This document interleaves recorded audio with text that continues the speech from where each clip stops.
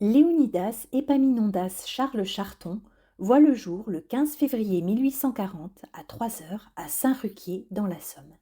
Il est le fils de Pierre-Charles-Joseph Charton, employé des contributions indirectes, né en 1808 à Malmedy en Belgique, et de Joséphine Marquer, née en 1805 à Labroque dans le Bas-Rhin. Les services des contributions indirectes percevaient les droits sur les boissons, les transports, l'huile et le sucre. Ils géraient aussi la vente des produits soumis à un monopole fiscal de l'État, tels que le tabac, les allumettes, la poudre à feu, le papier timbré, les cartes à jouer. Ils assuraient également la surveillance générale de tous les bureaux d'octroi chargés de collecter le droit d'entrée de certaines denrées dans une ville. Les parents de Léonidas s'étaient mariés le 28 juin 1837 à Labroque, dans le Bas-Rhin. Mais il s'agissait du second mariage de sa mère. Joséphine avait en effet épousé, en 1825, Louis-Sébastien Florent Gross. Ce dernier était décédé en 1832, après seulement 7 ans de mariage. De la première union de sa mère étaient nés 2 enfants, mais qui n'avaient malheureusement pas survécu. En 1829, Florent-Louis-Édouard Léon, décédé à quelques semaines, et en 1833, Jean-Émile Auguste Florent, décédé lui à 13 mois. Léonidas était l'aîné des enfants issus de la seconde union de Joséphine avec Pierre-Charles-Joseph Charton. En 1842, allait ensuite naître Aristide Achille Edmond. Pierre-Charles-Joseph devient quelques années plus tard propriétaire des eaux de Soulsmat dans le Haut-Rhin. Son fils, Léonidas, commence à travailler avec lui, puis quitte la Somme pour la région lyonnaise où il occupe la fonction de directeur des eaux de Vichy. Il s'installe au 48 cours Viton dans le 6e arrondissement de Lyon. C'est à la mairie du 6e arrondissement de Lyon, le 14 juin 1870, que Léonidas épouse Pierrette Mage. Née à Lyon le 20 février 1848, elle est la fille d'Antoine Mage, manufacturier et chevalier de la Légion d'honneur, et de Marie Esbelin. Les mariés sont âgés de 30 ans pour lui et 22 ans pour elle. Selon le contrat de mariage, le marié apporte au futur ménage du mobilier valorisé à hauteur de 5 000 francs et une somme de 40 000 francs en argent et en part dans la société familiale Charton et Cie qui exploite les eaux de Soulsmat. Pierrette Mage, elle, apporte un trousseau composé de linge, vêtements, châles, dentelles et bijoux valorisés à 6 000 francs. Elle bénéficie également d'une rente annuelle et viagère de ses parents de 5 000 francs. Le couple s'installe dans le second arrondissement de Lyon, au 61 route de Lyon. Il conserve néanmoins l'appartement situé au 48 cours Viton dans le 6e arrondissement de Lyon. De leur union naîtront 2 filles, Jeanne-Marie-Louise, née en 1871, et Joséphine Génie Augustine Adèle, née en 1872. En 1873, Léonidas et un autre associé fondent la nouvelle Société de l'Exposition universelle et internationale de Lyon. En effet, avait eu lieu à Lyon l'année précédente la première exposition universelle lyonnaise. L'objectif avait été de mettre en l'honneur le grand mouvement industriel et commercial lyonnais.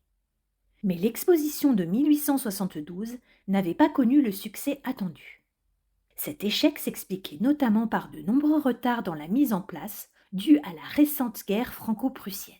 Cependant, de nombreux frais avaient été engagés pour construire des bâtiments sur les terrains situés depuis le viaduc de Genève jusqu'au pont de la Boucle, actuel pont Winston Churchill. Les actionnaires avaient donc décidé que l'exposition universelle rouvrirait ses portes l'année suivante, en 1873, pour espérer compenser ces pertes. C'est dans ce contexte que Léonidas avait créé cette société pour organiser l'exposition universelle de 1873. Le public répondit un peu plus présent, notamment pour expérimenter des ascensions en ballon dans le parc de la Tête d'Or. Malheureusement, dès août 1873, la société dut déclarer faillite. Pierrette Mage meurt prématurément le 3 novembre 1880 à 10 h du matin dans leur appartement du 48 cours Viton dans le 6e arrondissement de Lyon. Elle n'était âgée que de 32 ans. Elle laisse Léonidas veuf à 40 ans avec 2 jeunes enfants.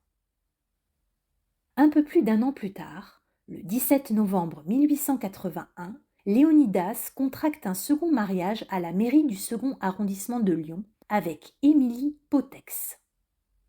Cette dernière, âgée de 34 ans, était née le 7 mai 1847 à Cranves-Sals en Haute-Savoie, de père inconnu et de Joseph Potex. Le contrat de mariage entre les deux époux précise les apports respectifs.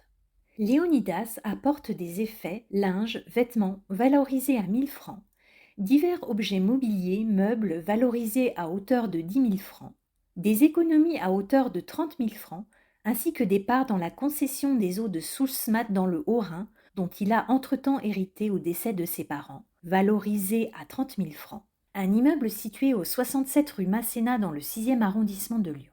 Il bénéficie également de l'héritage de sa première épouse, estimé à 8 890 francs.